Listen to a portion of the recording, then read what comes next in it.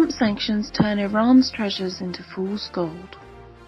The Trump administration has imposed new financial sanctions on a political group allied with Iran's supreme leader, as well as individuals and companies the Treasury Department says are complicit with human rights abuses in the country.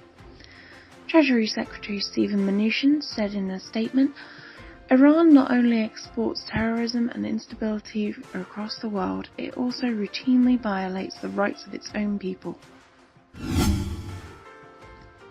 Truck drivers strike across Iran, expanding to more cities in their 9th day of protest. Truck drivers across Iran continued and expanded their strike into its 9th consecutive day on Wednesday. Almost 280 cities throughout the country and all of the 31 provinces are now scenes of this ongoing movement. Steel truck drivers in Hamadan, along with drivers of construction machinery, all joined the truckers' nationwide strike. Avaz, Mashhad, Bakan and Isfahan were also cities where continuous reports are incoming from activists and the drivers themselves. Political prisoners support truckers' nationwide strike.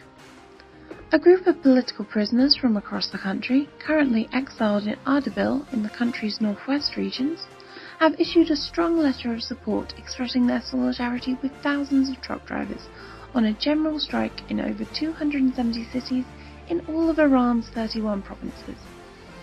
Their letter read, "The truck drivers have been steadfast regarding their demands for the past 8 days. We, the exiled political prisoners of Ardabil Central Prison, support the truckers' strike and protest against injustice and cruelty." Iranian regime's MPs acknowledge alarming poverty and food shortage crisis. 2 members of the Iranian regime's so-called parliament have recently raised alarm bells regarding food shortages in 4 of the country's provinces. 75% of Sistan and Baluchistan province in southeast Iran are living in poverty, especially suffering from food shortages.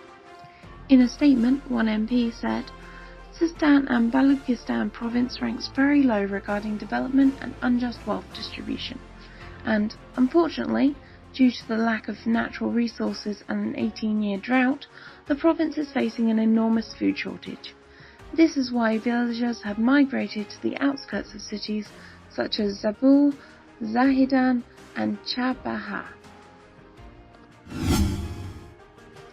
500 women held in prison for undeliberate crimes. Some 500 women, out of a total 6,500 female prisoners, are detained throughout Iran for undeliberate crimes. The National Da'a Compensations Headquarters recently announced this and added, these 500 women prisoners have committed undeliberate crimes. 70% of them are head of households and have children. Their numbers have increased several-fold over the past year, increasing from 100 in 2016 to around 500 in 2017.